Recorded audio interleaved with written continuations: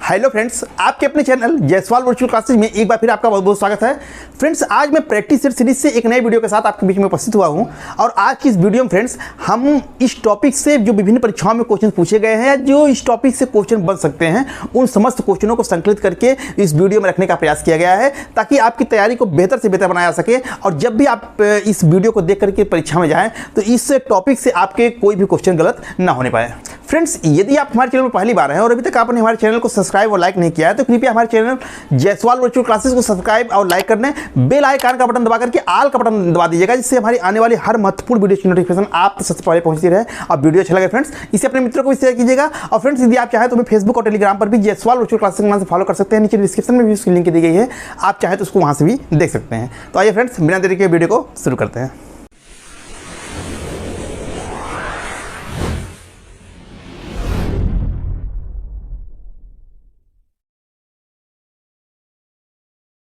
तो फ्रेंड्स, आप सभी की बहुत दिनों से ये डिमांड थी कि सर राज्य व्यवस्था और संविधान पर भी प्रैक्टिस सेट की सीरीज लाइए।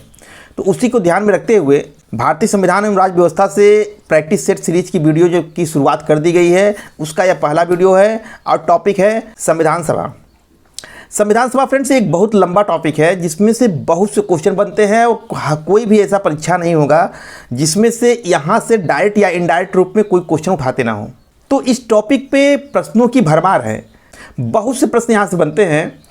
इसलिए जो इम्पोर्टेंट क्वेश्चन हैं, जो परीक्षाओं में पूछे गए हैं या जो इम्पोर्टेंट क्वेश्चन आगे आने की संभावना है, उन सारे क्वेश्चनों को कलेक्ट करके जब रखा गया तो 75+ क्वेश्चन जो है वो जाकर के हुए। तो इसलिए इस वीडियो को 2 पार्ट में बनाया गया ताकि आपकी भी सुविधा रहे और आपको देखने में भी कोई दिक्कत ना हो। इसलिए आपकी सुविधा को ध्यान में रखते हुए संविधान सभा पार्ट 1 का यह वीडियो आया है और इसके जस्ट बाद जहां से यह वीडियो खत्म होगा वहीं से संविधान सभा पार्ट 2 का वीडियो शुरू हो जाएगा। मुझे ऐसा विश्वास है कि यदि आपने संविधान सभा पार्ट 1 और पार्ट 2 दोनों की वीडियोस देख लिए तो आपकी तैयारी तो पहले से है ही, उस तैयारी को और भी मजबूती मिलेगी, वो तैयारी और भी पुख्ता हो जाएगी और आपको प्रैक्टिस सेट के माध्यम से अपनी तैयारी को परखने का एक शानदार मौका भी मिलेगा। और मेरा यह भी विश्वास है कि यदि आपने इसको नहीं भी पढ़ा है तब भी यदि आपने प्रैक्टिस सेट ही पूरा फॉलो कर लिया है अच्छे से और इसके जो व्याख्या किए गए हैं उसको आपने अच्छे से सुन लिया है, तब भी आपको इस टॉपिक से कोई भी क्वेश्चन गलत नहीं होने वाले हैं। तो फ्रेंड्स, वीडियो को शुरू करते हैं।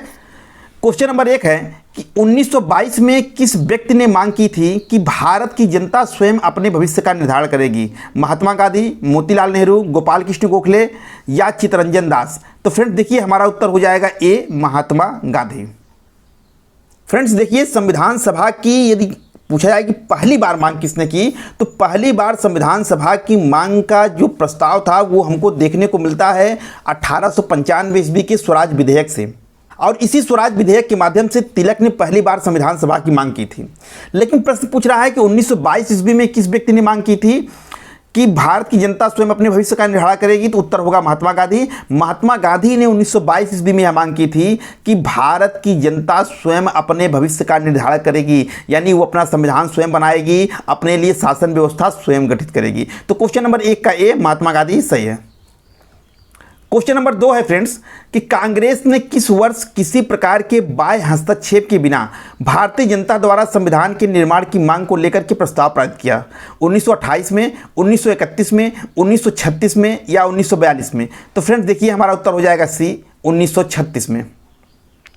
1936 में कांग्रेस ने जो है यह प्रस्ताव पारित किया था अपने अधिवेशन में कि भारत का संविधान जो है वो बिना किसी हस्तक्षेप के भारतीय जनता के द्वारा स्वयं बनाया जाएगा।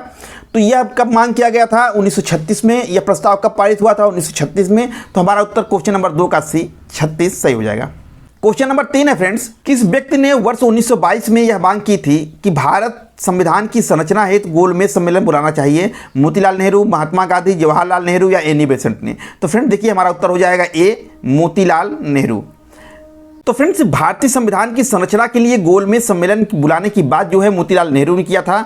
तो क्वेश्चन नंबर 3 का ए, मोतीलाल नेहरू सही हो जाएगा।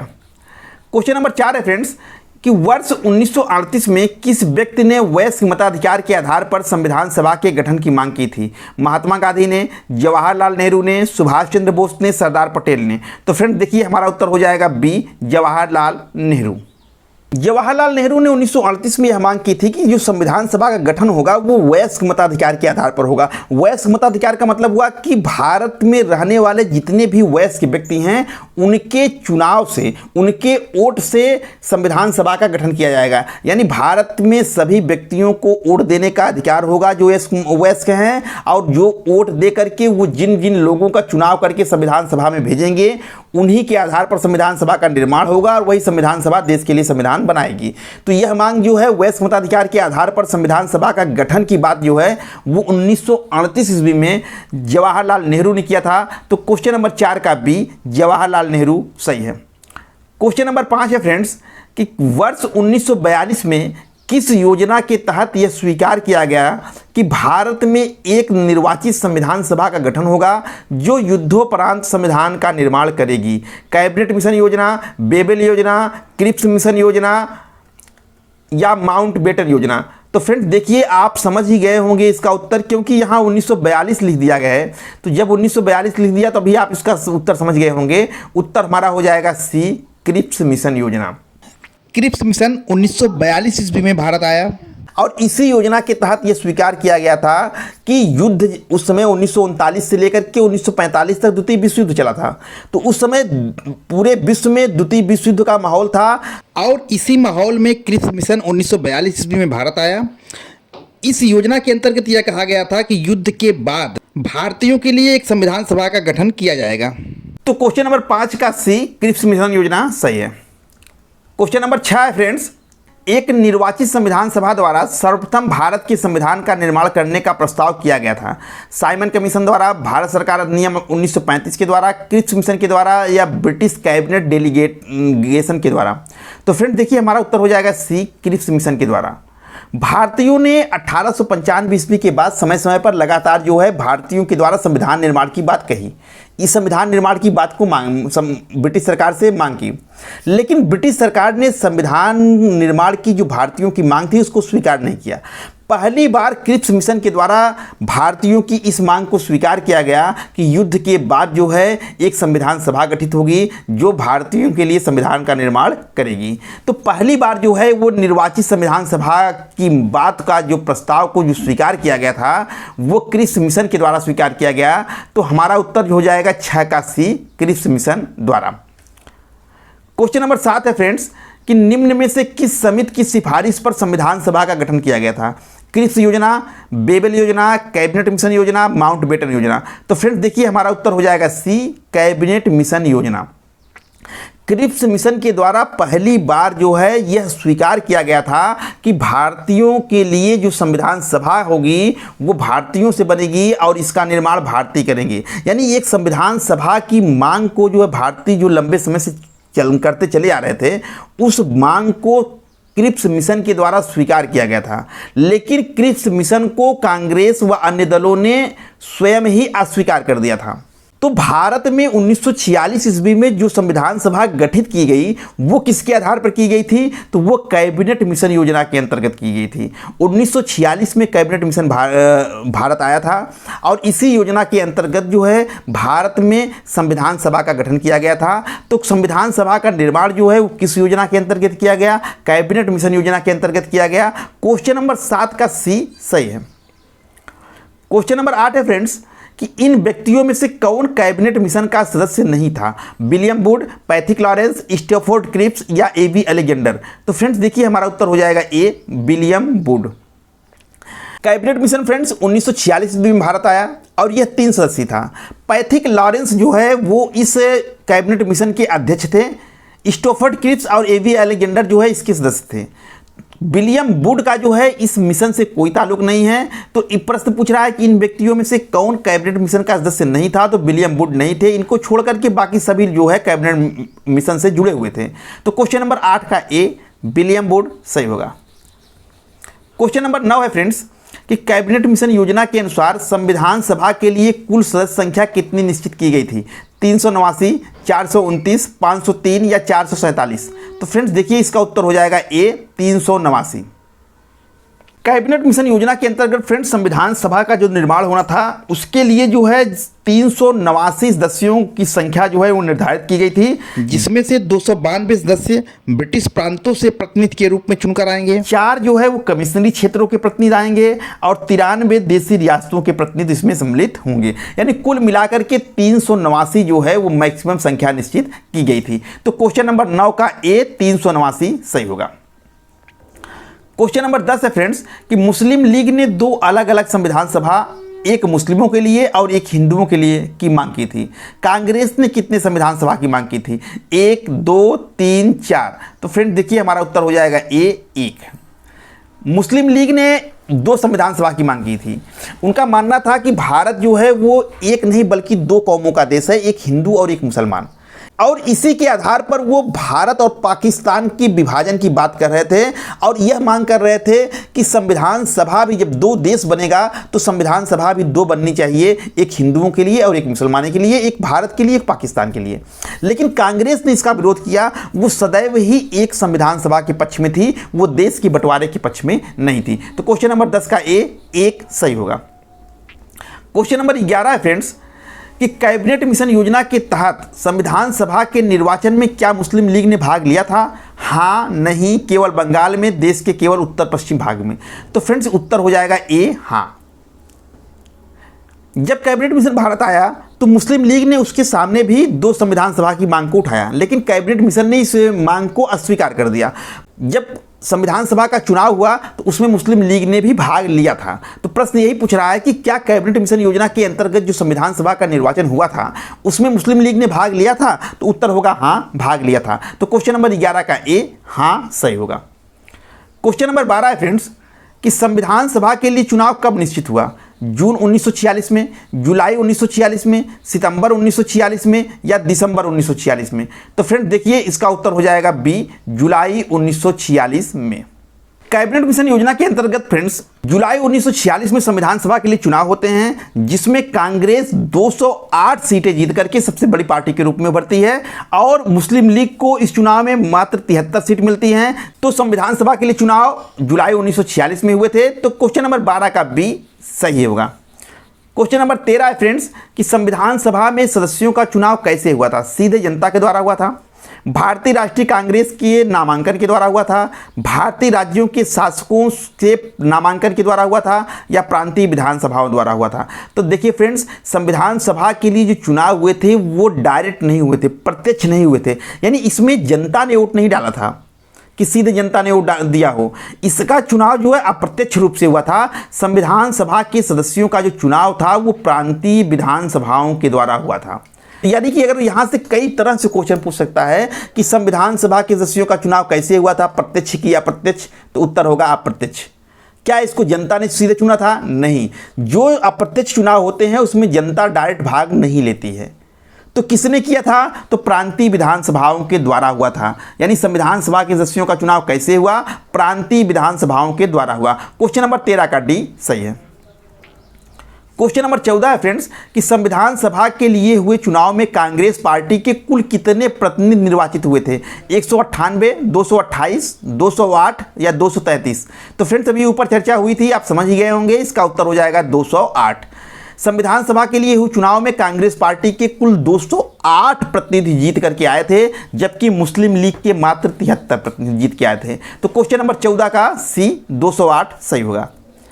क्वेश्चन नंबर 15 फ्रेंड्स कि कैबिनेट मिशन योजना के अंतर्गत संविधान निर्मात्री परिषद में प्रत्येक प्रांत को आवंटित सदस्य संख्या निर्धारित करने के लिए एक प्रतिनिधि कितनी जनसंख्या के अनुपात में था? 8 लाख व्यक्ति, 10 लाख व्यक्ति, 12 लाख व्यक्ति, 15 लाख व्यक्ति?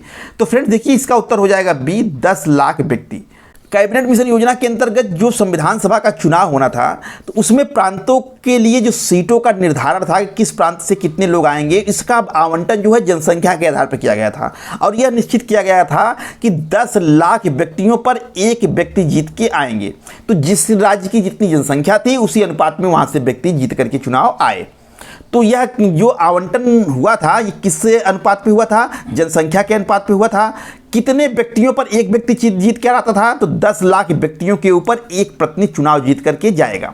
तो क्वेश्चन नंबर 15 का बी, 10 लाख व्यक्ति सही है। क्वेश्चन नंबर 16 है फ्रेंड्स कि स्वतंत्र भारत की संविधान सभा के अध्यक्ष कौन थे, या संविधान सभा के चुने हुए स्थायी अध्यक्ष कौन थे, या भारत की संविधान निर्मात्री सभा के अध्यक्ष कौन थे।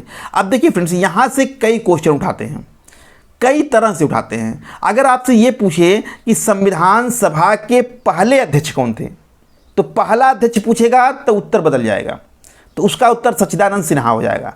अगर पहले ना लगा करके या संविधान सभा की प्रथम बैठक की अध्यक्षता की कौन की थी, तो सच्चिदानंद सिन्हा हो जाएगा। इसको छोड़ करके बाकी किसी भी तरह से क्वेश्चन ये उठाए, देखो ये 3 तरह से क्वेश्चन दिया गया है, इसके उत्तर क्या हो जाएगा, डॉक्टर राजेंद्र प्रसाद हो जाएंगे। आप पहले उत्तर देख लीजिए, सी डॉक्टर राजेंद्र प्रसाद। प्रश्न क्या कह रहा है, प्रश्न कह रहा है स्वतंत्र भारत की संविधान सभा के अध्यक्ष। स्वतंत्र भारत मतलब 1947 में जब देश आज़ाद हुआ तो उस समय संविधान सभा के अध्यक्ष कौन थे, तो डॉक्टर राजेंद्र प्रसाद ही थे। अगर प्रश्न ये पूछे कि संविधान सभा के चुने हुए स्थायी अध्यक्ष कौन थे, अगर यहाँ अस्थायी लगा देता तो उत्तर बदल जाता, लेकिन स्थायी पूछेगा तो डॉक्टर राजेंद्र प्रसाद। जब संविधान सभा की बैठक हुई 9 दिसंबर 1946 को, तो संविधान सभा के लिए उस समय कोई अध्यक्ष था ही नहीं, तो अध्यक्ष चुनाव करने के लिए एक टेम्परेरी रूप में एक व्यक्ति को अध्यक्ष बनाया गया था, सच्चिदानंद सिन्हा को। तो 9 दिसंबर 1946 को संविधान सभा की पहली बैठक की अध्यक्षता डॉक्टर सच्चिदानंद सिन्हा ने की थी, और वो संविधान सभा के अस्थायी अध्यक्ष थे। इसके 2 दिन बाद संविधान सभा अध्यक्ष का चुनाव होता है और डॉक्टर राजेंद्र प्रसाद संविधान सभा के स्थायी अध्यक्ष के रूप में चुनाव जीतते हैं। और यही जो है, जब तक संविधान निर्माण होता है, जब तक संविधान का निर्माण चलता है, तब तक ये संविधान सभा की अध्यक्षता करते हैं। तो संविधान सभा के स्थायी अध्यक्ष जो है वो डॉक्टर राजेंद्र प्रसाद हैं। या अगर अस्थायी और अस्थायी न लगाए, सीधे पूछ ले कि संविधान निर्मात्री सभा के अध्यक्ष कौन थे, तब भी हमको डॉक्टर राजेंद्र प्रसाद ही उत्तर मारना है। तो क्वेश्चन किसी तरह से घुमाए, अगर आप समझ रहे हैं कॉन्सेप्ट को, तो आप इसमें गलत नहीं करेंगे। तो क्वेश्चन देखिए, तीनों एक ही प्रकार के हैं।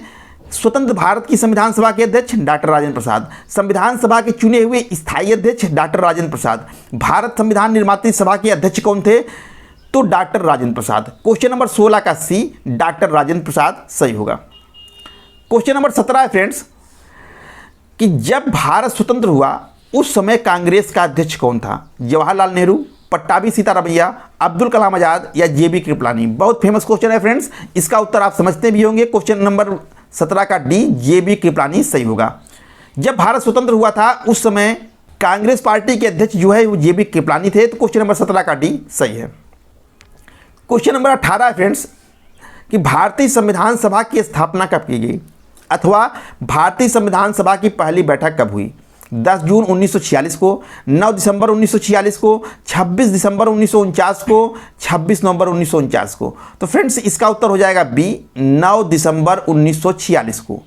भारतीय संविधान सभा की पहली बैठक से ही संविधान सभा की स्थापना हो गई। तो पहला प्रश्न जो पूछ रहा है कि भारतीय संविधान सभा की स्थापना कब की गई, तो आपको पहली बैठक की डेट बतानी है। और वही क्वेश्चन को अथवा के रूप में इस तरह से पूछ सकता है कि भारतीय संविधान सभा की पहली बैठक कब हुई। तो चाहे संविधान सभा की स्थापना पूछे कब हुई, या भारतीय संविधान की सभा की पहली बैठक कब हुई, तो उत्तर होगा 9 दिसंबर 1946। क्वेश्चन नंबर 18 का भी सही है। क्वेश्चन नंबर 19 है फ्रेंड्स कि मुस्लिम लीग ने संविधान सभा का बहिष्कार किस कारण से किया। मुस्लिम लीग संविधान सभा का अध्यक्ष किसी मुस्लिम नेता को बनाना चाहता था, मुस्लिम लीग को संविधान सभा में उचित प्रतिनिधित्व नहीं मिला था, मुस्लिम लीग मुस्लिमों के लिए एक अलग संविधान चाहता था, या डी उपर्युक्त सभी। तो फ्रेंड्स देखिए हमारा उत्तर हो जाएगा सी, मुस्लिम लीग मुस्लिमों के लिए एक अलग संविधान चाहता था। फ्रेंड्स मुस्लिम लीग जो है शुरू से ही 2 संविधान सभा की मांग कर रही थी, लेकिन उसकी इस मांग को कैबिनेट मिशन ने स्वीकार नहीं किया। परिणामतः जो है अनमने मन से जो है मुस्लिम लीग ने संविधान सभा के चुनाव में तो भाग लिया, लेकिन जब उस चुनाव में इसकी स्थिति बहुत खराब हो गई, यानी कि इसमें केवल 73 प्रतिनिधि जीत के आए और कांग्रेस के 208 प्रतिनिधि जीत के आए, तो इसको लगा कि हमारी बात को अब स्वीकार किया नहीं जाएगा। और इधर जो है 9 दिसंबर से संविधान सभा की बैठक भी प्रारंभ हो गई। तो मुस्लिम लीग को ये लगा कि हमारी मांग को अब मनवाने का एक ही तरीका है कि संविधान सभा का बहिष्कार किया जाए और उसका विरोध किया जाए। तो इन लोगों ने संविधान सभा का बहिष्कार करना शुरू कर दिया। तो मुस्लिम लीग जो है वो संविधान सभा का बहिष्कार इसीलिए कर रही थी क्योंकि वो चाह रही थी कि मुस्लिमों के लिए एक अलग संविधान सभा हो, यानी भारत का बंटवारा करके भारत और पाकिस्तान का निर्माण किया जाए और पाकिस्तान के लिए एक अलग संविधान बनाया जाए। तो क्वेश्चन नंबर 19 का सी सही होगा। क्वेश्चन नंबर 20 है फ्रेंड्स कि भारतीय संविधान को बनाने हेतु संविधान सभा में कुल कितने अधिवेशन हुए थे? 7, 9, 12, 15। तो फ्रेंड देखिए इसका उत्तर हो जाएगा सी 12। भारतीय संविधान को बनाने के लिए संविधान सभा में कुल 12 अधिवेशन हुए थे। तो क्वेश्चन नंबर 20 का सी 12 सही होगा। क्वेश्चन नंबर 21 है फ्रेंड्स कि संविधान सभा में वयस्क मताधिकार को 15 वर्ष के लिए स्थगित करने की बात किसने की थी? डॉक्टर राजेंद्र प्रसाद ने, मौलाना आज़ाद ने, जवाहरलाल नेहरू ने, डॉक्टर भीमराव अंबेडकर ने। तो फ्रेंड्स हमारा उत्तर हो जाएगा बी, मौलाना आज़ाद ने। मौलाना आज़ाद जो है जब संविधान सभा की बैठक हो रही थी तो उसमें उसने कहा था कि वयस्क मताधिकार के आधार पर जो लोगों को वोट देने का अधिकार दिया जा रहा है इसको जो है 15 सालों के लिए स्थगित कर दिया जाए, यानी कि 15 साल के बाद जो है लोगों को वयस्क मताधिकार दिया जाए। तो यह बात किसने कहा था? मौलाना आज़ाद ने कहा था। क्वेश्चन नंबर 21 का बी, मौलाना आज़ाद सही है। क्वेश्चन नंबर 22 है फ्रेंड्स कि अगस्त 1947 से 26 जनवरी 1950 के दौरान भारत का राजनीतिक स्थिति क्या थी? ब्रिटिश उपनिवेश था, ब्रिटिश संरक्षक प्रदेश था, ब्रिटिश परिसंघ था या ब्रिटिश राष्ट्रकूल का एक अधिराज था? तो फ्रेंड देखिए हमारा उत्तर हो जाएगा डी, ब्रिटिश राष्ट्रकूल का एक अधिराज। 15 अगस्त 1947 को हमको स्वतंत्रता दे दी गई, लेकिन हमारा संविधान 26 जनवरी 1950 को लागू हुआ।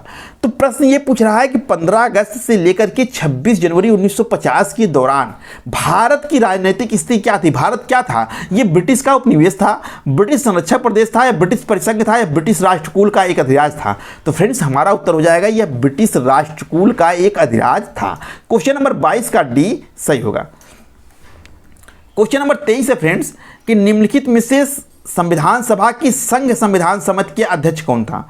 B R Ambedkar, J B Kripalani, Jawaharlal Nehru या अल्लादी कृष्णा स्वामी अय्यर? तो फ्रेंड्स हमारा उत्तर हो जाएगा सी, जवाहरलाल नेहरू। फ्रेंड्स देखिए संविधान सभा में बहुत समितियां बनी थी। अगर जब भी कोई संघ आ जाए कि संघ संविधान समिति का अध्यक्ष कौन था, संघ शक्ति समिति का अध्यक्ष कौन था, या संघ से लेकर कोई और समिति का नाम आ जाए तो संघ के जितने भी समितियां थी उसके अध्यक्ष पंडित जवाहरलाल नेहरू थे। अगर कोई प्रांतीय समिति का नाम आए कि प्रांतीय ये समिति का अध्यक्ष कौन था तो उसका उत्तर हो जाएगा सरदार वल्लभ भाई पटेल। तो फ्रेंड्स प्रश्न पूछ रहा है कि संविधान सभा की संघ समिति का अध्यक्ष कौन था? तो जवाहरलाल नेहरू। क्वेश्चन नंबर 23 का सी, जवाहरलाल नेहरू सही होगा। क्वेश्चन नंबर 24 है फ्रेंड्स कि भारत का संविधान पूर्ण रूप से तैयार हुआ अथवा भारत का संविधान अंगीकृत एवं अधिनियमित हुआ था 26 जनवरी 1950 को, 11 फरवरी 1948 को, 26 नवंबर 1949 को या 15 अगस्त 1947 को? तो फ्रेंड देखिए हमारा उत्तर हो जाएगा सी, 26 नवंबर 1949 को। देखिए फ्रेंड्स यहाँ से दोनों क्वेश्चन एक ही हैं, बस केवल पूछने का तरीका बदल गया है। भारत का संविधान कब बनकर तैयार हुआ? 26 नवंबर 1949 को संविधान बनकर तैयार हुआ था। आप संविधान की प्रस्तावना देखेंगे तो उस प्रस्तावना में शुरुआत में लिखा है कि हम भारत के लोग भारत को एक संपूर्ण प्रभुत्व संपन्न समाजवादी पंथ निरपेक्ष लोकतंत्रात्मक गणराज्य बनाने के लिए तथा उसके समस्त नागरिकों को सामाजिक आर्थिक राजनीतिक न्याय विचार अभिव्यक्ति विश्वास धर्म और उपासना की स्वतंत्रता प्रतिष्ठा और अवसर की समता प्राप्त कराने के लिए तथा उन सब में व्यक्ति की गरिमा और राष्ट्र की एकता और अखंडता सुनिश्चित करने वाली बंधुता बढ़ाने के लिए दृढ़ संकल्प होकर इस संविधान सभा में आज दिनांक 26 नवंबर 1949 को एतद द्वारा संविधान को अंगीकृत अधिनियमित और आत्मार्पित करते हैं। इसकी अंतिम लाइन देखिए, संविधान को अंगीकृत अधिनियमित और आत्मार्पित करते हैं कब? 26 नवंबर 1949 को। तो यहाँ से क्वेश्चन जो अंतिम लाइन है इससे बहुत उठाता है। अगर भारत का संविधान पूर्ण रूप से कब तैयार हुआ? 26 नवंबर 1949 को। पूछ सकता है कि जो तीनों वर्ड प्रयोग किया है अंगीकृत अधिनियमित और आत्मार्पित, इन तीनों से क्वेश्चन उठा सकता है कि भारत का संविधान कब अंगीकृत किया गया? 26 नवंबर 1949 को। भारत का संविधान कब अधिनियमित किया गया? 26 नवंबर 1949 को। भारत का संविधान कब आत्मार्पित किया गया? 26 नवंबर 1949 को। बात वही है, केवल कहने का तरीका अलग है। तो क्वेश्चन नंबर 24 का सी, 26 नवंबर 1949 सही होगा। क्वेश्चन नंबर 25 है फ्रेंड्स कि भारतीय संविधान कब लागू हुआ था अथवा किस दिन भारत का गणतंत्र के रूप में जन्म हुआ?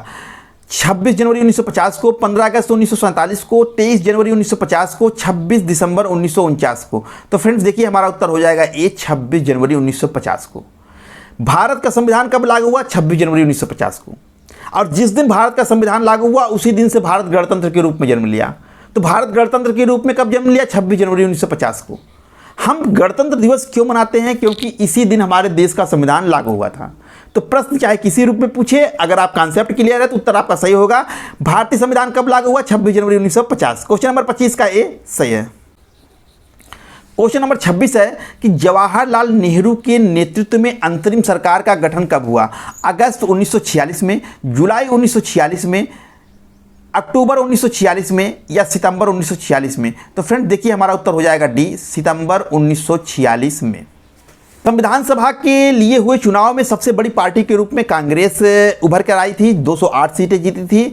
इसलिए कांग्रेस का एक तरह से मुखिया होने के कारण पंडित जवाहरलाल नेहरू के नेतृत्व में अंतरिम सरकार का गठन 2 सितंबर 1946 ईस्वी को किया गया था। तो क्वेश्चन नंबर 26 का डी, सितंबर 1946 सही है। क्वेश्चन नंबर 27 है फ्रेंड्स कि मुस्लिम लीग कब अंतरिम सरकार में शामिल हुई? सितंबर 1946 में, अक्टूबर 1946 में, नवंबर 1946 में, दिसंबर 1946 में? तो फ्रेंड्स देखिए इसका उत्तर हो जाएगा बी, अक्टूबर 1946 में। जब फ्रेंड्स अंतरिम सरकार का गठन हुआ था 2 सितंबर 1946 को पंडित जवाहरलाल नेहरू के नेतृत्व में, तो उसमें जो है मुस्लिम लीग के सदस्यों ने भाग नहीं लिया था। उसमें जो है ये कोई मंत्री वगैरह नहीं बने थे, ये अंतरिम सरकार में शामिल नहीं हुए थे। लेकिन बाद में इनको मनाया गया और 26 अक्टूबर 1946 को मुस्लिम लीग जो है वो अंतरिम सरकार में शामिल होती है। इसके 5 सदस्य जो है वो अंतरिम सरकार में मंत्री बनाए जाते हैं। तो मुस्लिम लीग कब अंतरिम सरकार में शामिल हुई? अक्टूबर 1946 में शामिल हुई। क्वेश्चन नंबर 27 का बी सही है। क्वेश्चन नंबर 28 है फ्रेंड्स कि संविधान सभा के सम्मुख संविधान की प्रस्तावना का प्रस्ताव किसने रखा? जवाहरलाल नेहरू ने, बी.एन. राव ने, बी.आर. अंबेडकर ने या महात्मा गांधी ने? तो फ्रेंड्स हमारा उत्तर हो जाएगा ए, पंडित जवाहरलाल नेहरू। संविधान सभा की पहली बैठक 9 दिसंबर 1946 को हुई, जिसकी अध्यक्षता जो है यानी पहली बैठक की जो अध्यक्षता थी या पहली बैठक की जो अस्थायी अध्यक्ष आप कह सकते हैं वो सच्चिदानंद सिन्हा थे। उसके 2 दिन बाद यानी 11 दिसंबर को संविधान सभा के स्थायी अध्यक्ष के रूप में डॉक्टर राजेंद्र प्रसाद का चुनाव हो जाता है। उसके 2 दिन बाद यानी 13 दिसंबर 1946 को पंडित जवाहरलाल नेहरू ने संविधान सभा के सम्मुख उद्देश्य प्रस्ताव प्रस्तुत किया और यही उद्देश्य प्रस्ताव आगे चलकर प्रस्तावना का रूप ले लेता है। तो प्रस्तावना का प्रस्ताव चाहे कहें चाहे उद्देश्य प्रस्ताव कहें, दोनों एक ही चीज़ है। संविधान सभा के सम्मुख जो है संविधान की उद्देश्य प्रस्ताव या प्रस्तावना का प्रस्ताव किसने रखा? पंडित जवाहरलाल नेहरू ने रखा। क्वेश्चन नंबर 28 का ए सही है। क्वेश्चन नंबर 29 है फ्रेंड्स कि रेड क्लिफ समिति किसके लिए नियुक्त की गई थी? भारत में अल्पसंख्यकों की समस्या को सुलझाने के लिए, स्वतंत्रता विधेयक को कार्यरूप में परिणत कराने के लिए, भारत और पाकिस्तान के बीच सीमाओं का निर्धारित करने के लिए, पूर्वी बंगाल के दंगों की जांच करने के लिए? तो फ्रेंड देखिए हमारा उत्तर सी हो जाएगा, भारत और पाकिस्तान के बीच सीमाओं के निर्धारित करने के लिए। आप जानते हैं अगर जीके पढ़े होंगे तो जीके का एक बहुत फेमस क्वेश्चन है कि भारत और पाकिस्तान के बीच की सीमा रेखा को हम किस नाम से जानते हैं? तो नाम है रेड क्लिफ सीमा रेखा। या ये भी पूछता है कि रेड क्लिफ सीमा रेखा जो है किस देश की सीमा के निर्धारण करती है? तो भारत और पाकिस्तान के बीच का। तो रेड क्लिफ जो है ये रेड क्लिफ के नाम पर ही पड़ा। ये अंग्रेज अधिकारी थे, इन्होंने ही भारत और पाकिस्तान के बीच की सीमा रेखा को निर्धारित किया था और उन्हीं के नाम पर भारत और पाकिस्तान के बीच की सीमा रेखा को रेड क्लिफ सीमा रेखा के नाम से जानते हैं। तो क्वेश्चन नंबर 29 का सी सही है। क्वेश्चन नंबर 30 है फ्रेंड्स कि संविधान सभा में किस प्रांत के प्रतिनिधि सर्वाधिक थे? संयुक्त प्रांत, बंबई, बंगाल या मद्रास? तो फ्रेंड्स देखिए हमारा उत्तर हो जाएगा ए, संयुक्त प्रांत। संयुक्त प्रांत जिसको आज हम लोग उत्तर प्रदेश के नाम से जानते हैं, उस समय भी बहुत बड़ा प्रदेश था। तो जब बड़ा प्रदेश था और सदस्यों का निर्धारण जनसंख्या के अनुपात में हो रहा था तो निश्चित रूप से यहाँ की जनसंख्या ज़्यादा रही होगी। अब जब जनसंख्या ज़्यादा रहेगी तो यहाँ से प्रतिनिधित्व भी ज़्यादा होगा, यहाँ के प्रतिनिधि भी ज़्यादा चुन के जाएंगे। तो उत्तर हमारा क्या हो जाएगा? संयुक्त प्रांत। संविधान सभा में किस प्रांत के प्रतिनिधि सर्वाधिक थे? तो संयुक्त प्रांत के। क्वेश्चन नंबर 30 का ए सही है। क्वेश्चन नंबर 31 है फ्रेंड्स, किस वर्ष संसद ने भारतीय संविधान अपनाया? ए 1947 में, बी 1948 में, सी 1950 में या डी 1952 में? तो फ्रेंड्स देखिए इसका उत्तर हो जाएगा सी 1950। जिस समय भारतीय संविधान लागू हुआ, जिस वर्ष भारतीय संविधान लागू हुआ उसी वर्ष जो है से कहा जा सकता है कि संसद ने भारतीय संविधान को अपना लिया। तो कब लागू हुआ, ऊपर बताया गया था 26 जनवरी 1950 को लागू हुआ। तो भारतीय संसद ने भारतीय संविधान को कब अपनाया, 1950 में अपनाया। डेट पूछिए 26 जनवरी हो जाएगा। तो क्वेश्चन नंबर 31 का सी 1950 सही है। क्वेश्चन नंबर 32 है फ्रेंड्स कि 1946 के चुनाव के पश्चात मुस्लिम लीग ने किस प्रांत में अपनी सरकार बनाई, बंगाल में, उत्तर पश्चिम सीमा प्रांत में, पंजाब में या बिहार में। तो फ्रेंड्स देखिए इसका उत्तर हो जाएगा ए, बंगाल में। 1946 के चुनाव के पश्चात मुस्लिम लीग ने जो है कि बंगाल में जो अपनी सरकार बनाई थी। इसको छोड़ करके बाकी जो तीनों उत्तर दिए हैं, उत्तर पश्चिम सीमा प्रांत जो है पंजाब बिहार, ये गलत है। बंगाल आपका सही उत्तर है। तो क्वेश्चन नंबर 32 का ए, बंगाल सही होगा। क्वेश्चन नंबर 33 है फ्रेंड्स कि संविधान सभा में डॉक्टर भीमराव अंबेडकर की अध्यक्षता में प्रारूप समिति का गठन कब किया गया, 13 दिसंबर 1946 को, 22 जनवरी 1947 को, 3 जून 1947 को, डी है 29 अगस्त 1947 को। तो हमारा उत्तर हो जाएगा फ्रेंड्स डी, 29 अगस्त 1947 को। संविधान सभा को अंतिम रूप से जिस समिति ने तैयार किया था उसके अध्यक्ष जो है वो डॉक्टर भीमराव अंबेडकर थे और उस समिति का नाम है प्रारूप समिति।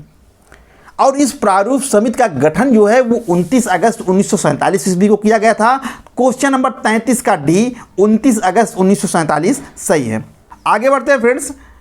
क्वेश्चन नंबर देखिए 33 को 2 बार लिख दिया गया, यानी पूरे सेट में जो है इस संविधान सभा पार्ट 1 में जो है 41 क्वेश्चन हैं, 41 क्वेश्चन हैं, लेकिन 33 को 2 बार लिखने के कारण जो है एक क्वेश्चन घट जा रहे हैं। तो आप इसको 33 को 34 समझिएगा। तो हम 33 ही पढ़ रहे हैं, चूंकि 33 लिखा गया है, 33A 33B, ठीक है। क्वेश्चन नंबर 33B है फ्रेंड्स कि निम्नलिखित में से किसने सुझाव दिया था कि भारत की स्वतंत्रता के बाद भारतीय राष्ट्रीय कांग्रेस को एक राजनीतिक दल के रूप में भंग कर दिया जाना चाहिए, सी राजगोपालाचारी ने, जयप्रकाश नारायण ने, आचार्य कृपलानी ने या महात्मा गांधी ने। तो फ्रेंड्स देखिए हमारा उत्तर हो जाएगा डी, महात्मा गांधी। फ्रेंड्स यह क्वेश्चन बहुत ही महत्वपूर्ण है। 1885 ईस्वी में देश को आज़ाद कराने के लिए भारतीय राष्ट्रीय कांग्रेस की स्थापना की जाती है।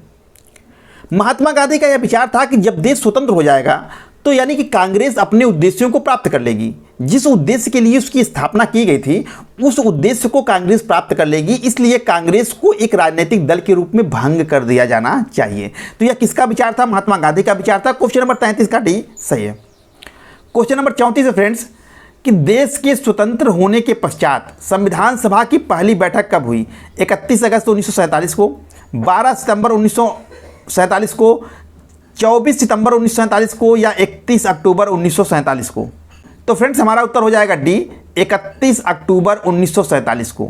संविधान सभा की बैठक तो दिसंबर 1946 से ही शुरू हो गई थी, लेकिन पहले जो है एकीकृत संविधान बन रहा था, यानी भारत और पाकिस्तान का बंटवारा नहीं हुआ था।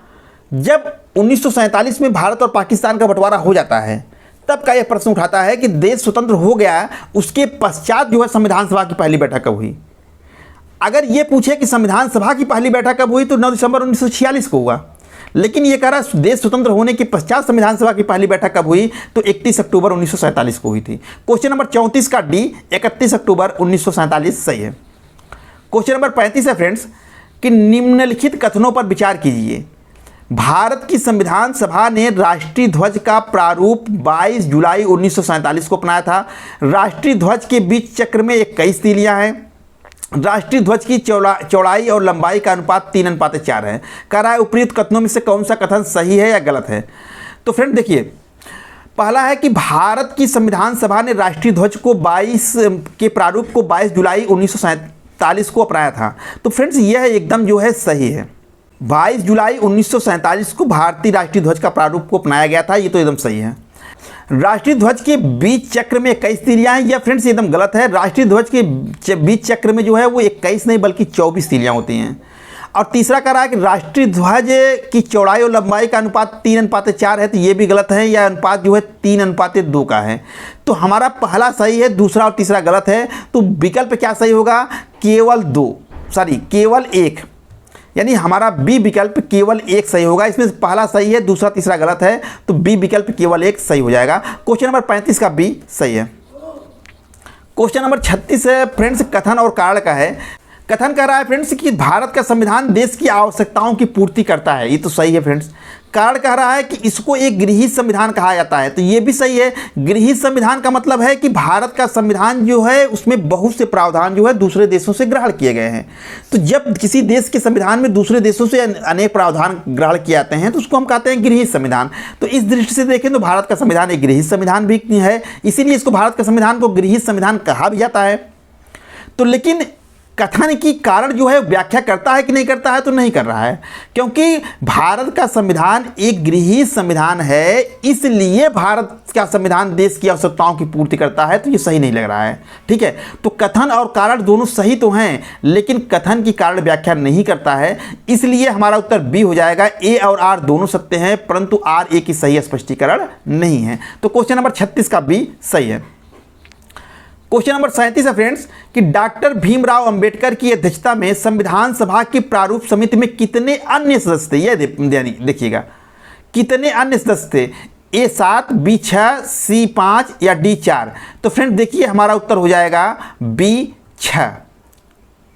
फ्रेंड्स देखिए संविधान सभा की प्रारूप समिति में कुल 7 सदस्य थे, जिसमें भीमराव अंबेडकर को लेकर के, लेकिन यहाँ प्रश्न पूछ रहा है कि डॉक्टर भीमराव अंबेडकर की अध्यक्षता में संविधान सभा की प्रारूप समिति में कितने अन्य सदस्य थे, यानी अंबेडकर को छोड़कर के पूछ रहा है। तो हमारा उत्तर क्या हो जाएगा? 6 हो जाएगा। वो जो 7 सदस्य थे उसमें कौन से? डॉक्टर भीमराव अंबेडकर थे, एन गोपाल स्वामी अयंगर, अल्लादी कृष्णा स्वामी अय्यर, कन्हैयालाल मणिकलाल मुंशी, सैयद मोहम्मद सादुतुल्लाह, एन माधवराव और डी पी खेतान। ये प्रारंभ में जो प्रारूप समिति गठित की गई थी उसके 7 सदस्य थे। तो प्रारूप समिति में कुल कितने सदस्य थे? तो उत्तर हो जाएगा 7। अगर ये पूछे कि प्रारूप समिति में डॉक्टर भीमराव अंबेडकर को छोड़कर कितने अन्य सदस्य थे, तो उत्तर हमारा हो जाएगा 6। तो यहाँ प्रश्न वही पूछा है कि अन्य कितने सदस्य थे, तो उत्तर हो जाएगा 6। क्वेश्चन नंबर 37 का बी सही है। क्वेश्चन नंबर 38 है फ्रेंड्स कि भारतीय संविधान सभा की प्रारूप समिति का अध्यक्ष कौन था? डॉक्टर भीमराव अंबेडकर, राजेंद्र प्रसाद, सच्चिदानंद सिन्हा, सी राजगोपालाचारी। तो फ्रेंड्स इसका उत्तर आप समझ ही गए होंगे, doctor Bhimrao Ambedkar.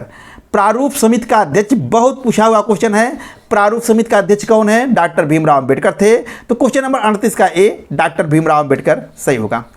Question number 39 है फ्रेंड्स कि संविधान सभा में किस देशी रियासत के प्रतिनिधि ने भाग नहीं लिया था? जूनागढ़, हैदराबाद, कश्मीर या मैसूर? तो फ्रेंड्स देखिए हमारा उत्तर हो जाएगा बी हैदराबाद। संविधान सभा में लगभग सभी देशी रियासतों के प्रतिनिधियों ने भाग लिया था, लेकिन हैदराबाद के प्रतिनिधि ने संविधान सभा में भाग नहीं लिया था। तो क्वेश्चन नंबर 39 का बी हैदराबाद सही हो जाएगा। क्वेश्चन नंबर 40 है फ्रेंड्स किस वर्ष में जनगण मन को भारत के राष्ट्रगान के रूप में अपनाया गया? 1948 में, 1949 में, 1950 में, 1951 में? तो फ्रेंड देखिए हमारा उत्तर हो जाएगा सी 1950 में। 24 जनवरी 1950 को जनगण मन को भारत के राष्ट्रगान के रूप में अपनाया गया है। तो क्वेश्चन नंबर 40 का सी 1950 सही हो जाएगा। तो फ्रेंड्स इसी के साथ जो है वो संविधान सभा पार्ट 1 का वीडियो समाप्त होता है। इसमें कुल 41 क्वेश्चन हैं, यहाँ 40 दिया है, लेकिन एक नंबर जो है 33 वाला 2 बार आ गया था, इसलिए इसमें कुल 41 क्वेश्चन हैं। तो 41 के आगे जहाँ से यह वीडियो खत्म हो रहा है, इसी के जस्ट आगे संविधान सभा पार्ट 2 का वीडियो प्रारंभ होगा। दोनों पार्ट आपको देखना मस्ट है, क्योंकि दोनों पार्ट देखे रहेंगे तो आप इस टॉपिक से कोई भी क्वेश्चन मिस नहीं कर पाएंगे, कोई भी क्वेश्चन आपका गलत नहीं होगा। इसलिए इसके अगले पार्ट को देखना आपके लिए बहुत जरूरी है, नहीं तो बहुत से क्वेश्चन जो इस टॉपिक से पूछे जाते हैं उसको आप मिस कर देंगे। तो फ्रेंड्स इसी के साथ ये वीडियो यहीं पर समाप्त होता है। मुझे उम्मीद है कि ये वीडियो आपको अच्छी लगी होगी। फ्रेंड्स वीडियो कैसी लगी कमेंट करके जरूर बताइएगा। और फ्रेंड्स यदि आप चाहते हैं कि इसी तरह से अच्छे क्वेश्चन को सेट मैं आपके सामने लाता रहूं, अच्छे प्रैक्टिस सेट की वीडियोज मैं आपके सामने लाता रहूं और आपकी तैयारी की बेहतर से बेहतर बनाता रहूं, तो कृपया इस वीडियो को शेयर कीजिएगा, लाइक कीजिएगा और अपने मित्रों को इस चैनल के बारे में बताइएगा। मिलते हैं फ्रेंड्स एक नए वीडियो के साथ, तब तक के लिए आपका दिन शुभ हो। धन्यवाद।